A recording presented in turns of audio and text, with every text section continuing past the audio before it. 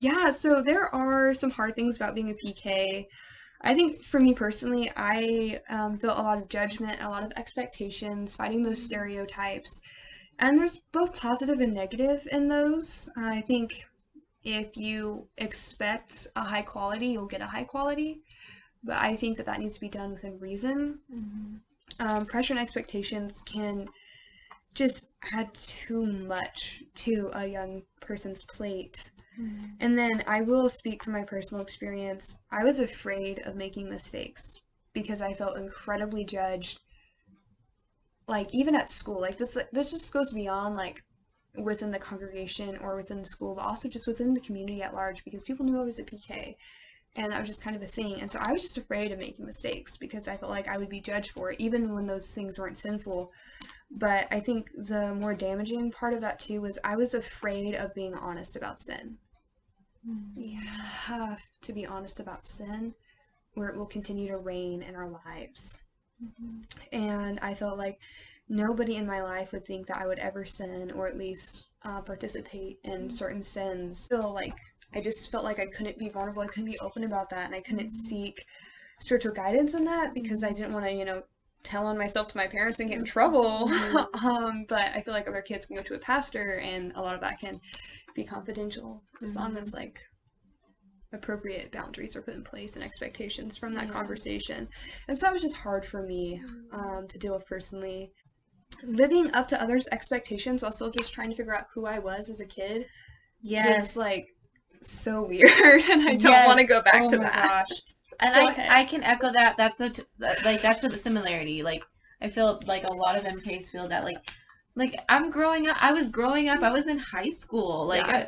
You're awkward in high school. I'm So sorry, awkward in high but school, you're yes. awkward. Like nobody knows what's going on, and you have all these expectations on you. And Yeah. yeah. Anyway, I'll turn the conversation back to you, but I can just relate. Oh, yeah, it's rough. You know what? I'm just gonna be real. I was told I was either gonna be a nun or a stripper, and I was really mad about that. It's just really hard to like people expect you either to be like this perfect, devout person who never sins, never makes a mistake, anything, or this person who's gonna throw their life away and just do stupid stuff. And all of my teachers knew I was a PK, and I feel like they expected me to walk on water as well. And my dad actually called school about that once, so there was that. But I had a teacher who, completely separate note, singled me out in class to answer a question. Never mind you, there were like five other Christian students in her class, but I was the PK, so she's like, you. And she just asked me a question like, what was Moses' wife's name, which is Zipporah, if I'm saying that correctly, and then what was Moses' father-in-law's name, which is Jethro. I did know the answers to that, but I felt so embarrassed to be singled out like that and so awkward that it was hard for me to like get the words out legibly, and that was just really frustrating for me. And I would like ask teachers, like if teachers watch this and they have PKs in class, don't single them out. Like ask the question, and if they raise their hand, call on them, but don't just pick them because they're a PK. Just pick them because nobody else is willing to answer. Yeah. Like that's such a better reason to be picked than just be like you, because that's Yes. just, and it like puts boundaries up between that PK and other students, and it's Mhm. really really uncomfortable. And piggybacking off of that, I also had a situation like that happen in college where I was singled out because I was a missionary kid. Mm. We were talking about what poverty looks like. And I'd grown up in a third world country. And so my idea of poverty is different than someone who's grown up in the US their Mhm. entire lives. And so she was explaining this, and I kind of was like, I have a different opinion, you know? But I was definitely singled out. And then, like, for the rest of the semester, I felt horrible, and I feel like people looked at me differently just because I was a missionary kid and I Mhm. had lived in a third world country and had different perspectives than other people. So that, yeah, not just to No, I defend her, get but it. yeah. Yeah, absolutely. It's just it's awkward and it's uncomfortable and it's Mm-hmm. not fair to us. I think we deal with a lot of unfair things. Why add to that list, you know? Yeah. But then my final thing, I had a really, really negative experience. My parents had gone away for a pastor and wives retreat, which is a great thing. After church that Sunday, my parents had set up with a couple in our church to take me out to lunch. And it was supposed to be this really nice thing, and I was excited to get to know them more. I was in sixth grade, so I'm literally 11 years old right now. And they take me out to lunch, and they're being super nice, and then we get our food, and then all of a sudden, they started manipulating me verbally within our conversation. She's freaking out. Trying to get information, dare I say dirt, on my parents and other people in the congregation. I was incredibly uncomfortable, and I will admit that in that situation, there was some stuff going on that Jesus needed to handle, but not this couple, Jesus. And I had heard about it, and my parents had had a conversation with me about it, and I wanted to protect these other people in the congregation. I wanted to treat them with the utmost respect. And so I did know the answers to almost all of her questions, but I didn't want to answer them because that would just, I felt like that would be sinful. And so I answered them, and this was not a lie, this was true. But every single one of their questions they asked me, even when I knew the answer, was legit, you know, I'm a kid. My parents don't tell me anything. Or no, you know what? I'm a kid. My parents don't tell me everything. And I was just trying to act all happy-go-lucky, free, kind of gullible, like pretending like I didn't know what they were up to because I didn't want them to know I knew, because then I just felt like the interrogation would get worse and I would legit call it an interrogation. And I felt so awkward for letting them buy my food at that point. The conversation went that way, and I remained uncomfortable around them for years after that one lunch. And when my parents got back home, I told them about it, and they were shocked. My dad took care of it, but that's not okay. That shouldn't be happening to 11-year-old children. Yeah. So, yeah, please don't do that to PKs. We don't need that pressure. It's so awkward. And we also, like, we don't know everything. Our parents don't tell us everything. My parents protected me from a lot, especially when we first moved there, and I'm grateful for that protection. But, yeah, I really wanted that in the video because that was major in my life. That was right when I started out as a PK, and I think that's when my mind started closing to ministry, because I did not want to be dealing with that kind of thing. Do you have anything you want to add to that? Other than you're really upset about it? Your facial expression? Because if you should go back and watch the first video if you haven't seen it. You really should. Yeah, you needed space to be a kid, for crying out loud. Oh my gosh. I just can relate to that. I broke the window in the parsonage, and I was 11, and with a piece of chalk too. I was playing with like a. You rebellious I know, child. it was horrible. I was so sinful in this moment. But I was hitting this piece of like circle chalk in the air with like a tennis racket, you know, just like in the air, and then I just smacked it. It flew to the kitchen window, and there was just like this huge crack. It was like a windshield of a car, like a rock hits it, and it just kind of like to like half the window or something. And I was like, I was so terrified to tell my parents. I was legit trying to make lies up in my head because I was preparing to lie. I was trying to make up lies in my head that would be believable enough that like I wouldn't get, like, a bird flew into it. I was looking for a bird, like a dead bird that I could like put at the bottom. Like, I was terrified. Like, I watched the chalk off the window. My parents weren't home. I was just like, but I like was so overcome with guilt and fear that I told them. But the first thing I said is Daddy, I'm really scared the church is gonna hate me forever. And he was like, Hannah, why do you feel like that? And I was like, I broke the parsonage. And he's like, what do you mean? And I was like, I broke the window with chalk. And he's like, how did you do this with chalk? He legit thought I threw a rock at the window until I had to prove to him what happened. Well, you did a good job of erasing the evidence. I really did, yeah. But that's embarrassing. But yeah, no, it legit terrified me, and I thought people in church were going to hate me. I knew the money was tight, and I was like really freaked out. But anyway, I said the word parsonage. I felt like I broke the parsonage. The parsonage is a house. It's literally, it's not a building. It's an actual house that a church has purchased, that they have full ownership of, that the pastor and their family move into as long as they're pastors at that church. So that's what a parsonage is, and I legit thought I broke it, and I thought the whole congregation would hate me forever. They just thought I was a cute little girl, but I was terrified, and yeah. There's that! I hope that was fun to hear. But I feel like that totally, like, that story, like, just relays, like, the pressure and, like, the that you're under as a kid whenever you're in ministry. So like, so scary. You are, like, it's like I'm an ant with a magnifying glass sometimes. I feel like It legit, I felt like everybody was watching every move of my life. I felt like I didn't have a personal life for the longest time. Like, I just couldn't. Yeah. Yeah, people knew every detail about my life. So, yeah, I can relate. What are your advice to friends of pastors' kids? So, if you're a friend of a PK, you know PK, you love them, the first thing I would just tell you to do, which is so simple to do, and I don't think they should be mad at you if this happens, because it can happen naturally in conversation, but when you single them out in public for being a PK is really frustrating too, because like the other side of that is like, I have no control over my dad's occupation or my mom's occupation.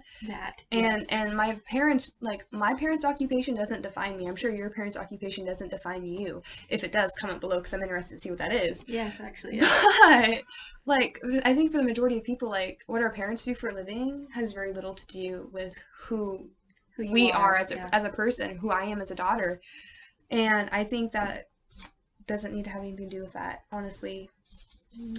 So just try not to single them out in public and try to give them a little bit of that support system. Let us vent to you. Let us be upset. But also be a person that we can trust to vent to, because as a PK, and this goes into my second point, I wore a mask. I hid so many emotions from people, and I became a pretty good actress. Like, I can fake cry on demand and people believe it. But I hid so many emotions because I couldn't be honest. I felt like I couldn't be honest. I felt like I couldn't be confused. I couldn't be afraid. I couldn't be sad. I couldn't feel pressure. I had to be perfect. I had to be happy. If I wasn't joyful, something was wrong and my spirit was broken or whatever. Like, I felt those things. And so just like being a person who that I know won't gossip about what I say, or if I mention something that's going on in the church, we'll keep it private, that won't let it get around the community. Like, that's huge. But also as a PK, you do have a responsibility to protect the people in your congregation, their privacy. You're going to hear some things. You're going to witness some things. You're going to be a part of some things. You might be going to the hospital at 4 a.m. to watch some kids while your parents are in with, like, the parents if an emergency occurred. The whole town doesn't need to know that. So you do need to protect privacy, but that doesn't mean you don't need to have people who will protect your privacy either. But be very okay, so this is advice for the PK. Be very choosy who you share that with.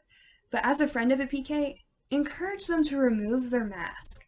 Because I think almost every PK just hides that and wears a mask and always pretends like they're okay, which can lead into things as serious as depression. I would be really careful with that because I've been near that before, and it's not good. Being honest about where you're at is good. And then the other thing too, like, you can make your own mind up, but we look at one family. This is a pastor's family. They're perfect. Nothing wrong with them. They never sin. Their hair is always perfect. Like, physically, mentally, emotionally, spiritually, they're perfect.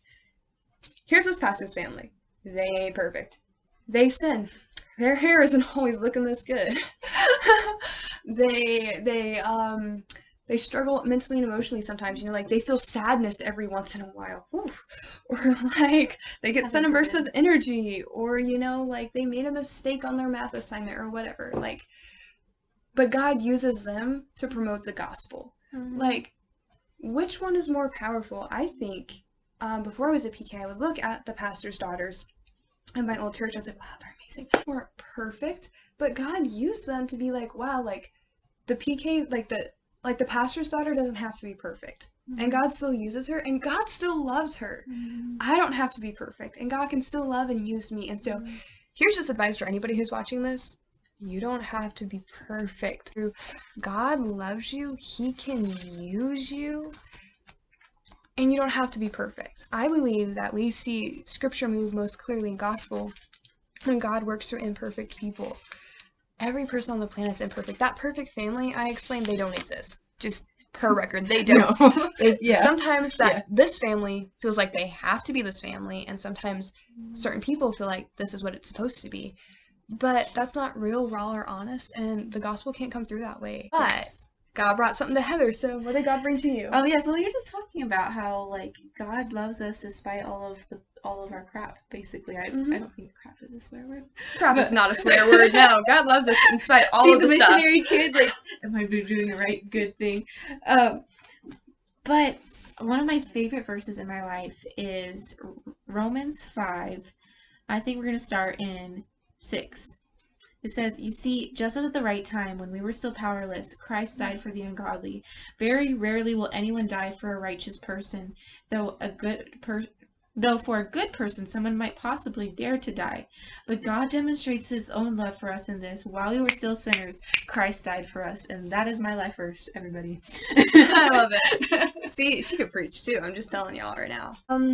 So that's advice to the friends of PKs. Like, try not to single them out and just encourage them to remove their mask, but don't do that unless you're a safe person for them to remove their mask around. Yes. You have one more question for me? Yes, I do have one more question for you. What would be advice to younger PKs or your younger self? Little Hannah back when I was 11 is you don't have to be afraid of people. You don't have to be afraid of people. You've been through some stuff, you've heard some really bad things about you, but you know what? That wasn't even true. And you know who you are because you're God's child. You know who God is and you know who he's made you to be. So just walk out in faith and confident trust and boldness in who God is, and it's all going to work out. And then the other thing I tell my younger self is don't mention the fact that you're a PK as much as I did. That really came back to bite me in the butt. Like, I was like, this is like a different thing. This is new. This is shiny. This is different. It was a little weird, and I was trying to get used to it. And I think out loud and I process out loud. So I think a lot of my processing my entire life change. I was like, wow, I'm a PK, and I mentioned it, and that was not the wisest thing to do, because then that's the only way people saw me. An adult on the college campus is so different, and I don't tell people that I'm a PK right away. I want them to get to know who Hannah is before they figure out what my dad does for a living, because when they figure out my dad's a pastor, that changes everything. In so many situations, people don't talk the same way around me, they don't act the same way around me, they don't treat me the same way. I'm not a fragile, insecure, broken, sheltered child. I'm not a porcelain doll. I've seen things. I lived through some crap. I'm not perfect. I have skeletons in my closet, and I've been through pain and trauma. And God's brought me out of the other side stronger than that. And so I would just say, like, be okay with it. But anyway, to not preach, I will go back to the question. Patience is everything. Just for PKs in general, patience is everything. Be patient with yourself, be gentle with yourself, and be patient with your parents. This is, if you're becoming a PK, like my story, you weren't born into it. If they just became pastors, that's new to them too. Be patient with yourself, be patient with your parents, be patient with siblings that you have, be patient with your pets, because ooh, my dog drove me nuts. Be patient with the congregation, be patient with your friends, be patient with the community. Giving patience and grace to everybody and everything around you, and being gentle with yourself and everybody else around you is really going to set you up for success, and you're going to be able to minister through that, but also just build deeper relationships and friendships. And then the other thing is, like, please find good friends, solid friends that you can trust. Make friends with those you trust, people you can be honest with. And this was really hard for me. I struggled with this so bad in middle school. So I had a small group of friends, but we never went really deep. We didn't really hang out at all outside of lunch at school. And I was in a really small town, so it was hard for me to make connections, to build friendships, and I felt incredibly alone, and it was hard to find friends at all. And then I did not have friends for a while that I could share openly with and not either be judged or have that get around the town. And so it was hard, and I understand that there are situations similar to mine where you're in a small town, in a small area. It's hard to make good friends, but when you make them, hold on to them. Don't let them go. Stay in contact with them. I have a friend. She's from Mali, Africa. So shout out to Vicky, who will hopefully someday be on this channel. Coming after you, girl. But Vicky is incredible. She is from Mali, Africa, and she's a pastor's daughter. She is a sophomore, like Heather, in college right now at a different college in America, and we met in high school. I've been in contact with her since sophomore year of high school, and just being able to keep that friendship alive. We understand each other on the PK level, we understand each other in the college level now, and so many different things, And just God really brought us together, and she's been such a gift. But I also have too many friends to name, honestly, like Lisa and Spencer and LaKayla and Shaylee and Heather and so many people, like all the girls on my wing, like so many people from high school and college who have really been people I can trust and be honest with. And I am grateful for all of you ladies, and shout out to Spencer because he's the only guy who made the list. He's gonna love seeing that. Something that I learned that I think everybody should learn, but especially PKs, is that love and trust don't go hand in hand. Ooh, yeah. It's great when they can. It's beautiful when they can. Mm-hmm. But I can love somebody and not trust them. And that's okay, and that's that's totally biblical to be like that. So what I mean by that is when I was 12, I shared some really intimate things about my life with a friend who was 10. And she ended up using that information to really hurt me deeply. And I cried for probably 3 hours on the couch with my parents one night about it. And my dad taught me, or explained the valuable lesson I was learning to me, was that I can love this girl so much, and I can build a friendship with her, and I can pray for her, and I can hang out with her, but she doesn't deserve my trust. And that was really, really difficult for me to understand. Something that God's placed in me is just his love. It's so easy for me to love people all the time. And it's hard to not be able to trust everybody, but it's really important. So find people that you can trust. And like Heather said in the last video, it takes time for NKs to open up to their friends. I personally recommend PKs start slow, take baby steps. If you don't feel the Spirit move on you to share something, don't until you're comfortable with that person, or the Spirit of God does move on you to share something with somebody, because it can cause a lot of issues and it can really hurt your heart personally. And I think it took me a solid year to heal from that.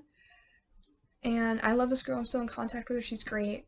But I still have to be careful with how much trust I place in her.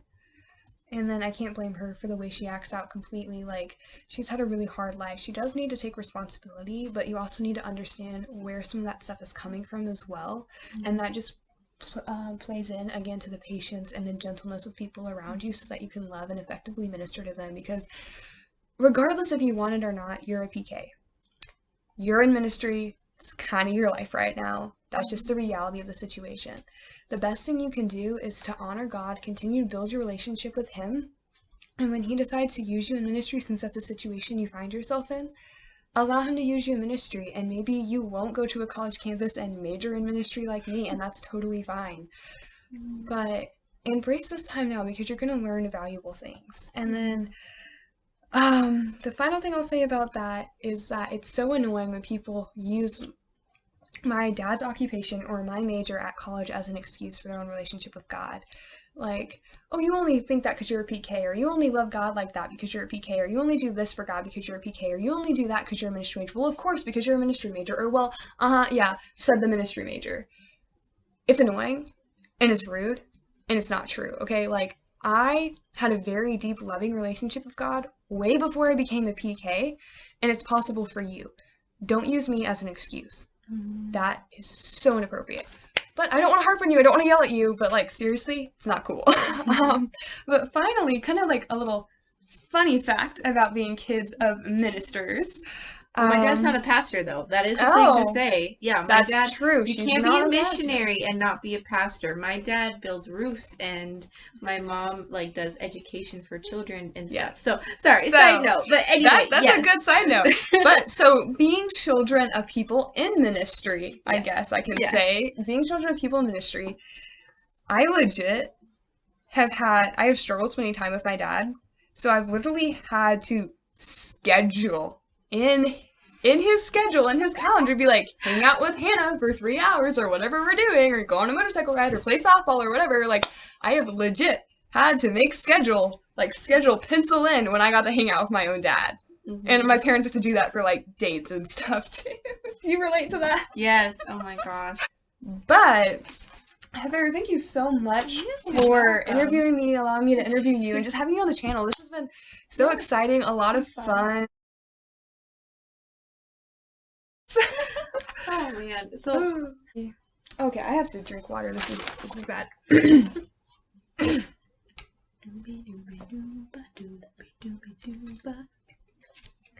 mean, like, there's so many tabs, and This is only one of the 8 Bibles I brought to the campus because I'm a little nerdy when it comes to scripture. You only have 3? I beat her. I beat the MK. I want that recorded. Woo! Darn it!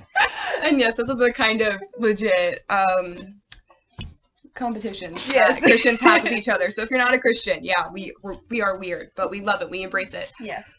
And then, oh, here's something that, like, really offended me. I'm giving you the PJ version, or PJ. What the heck is that? Peanut butter and jelly version? You have to edit this so hardcore. We could talk about, but that's another video! Yeah, so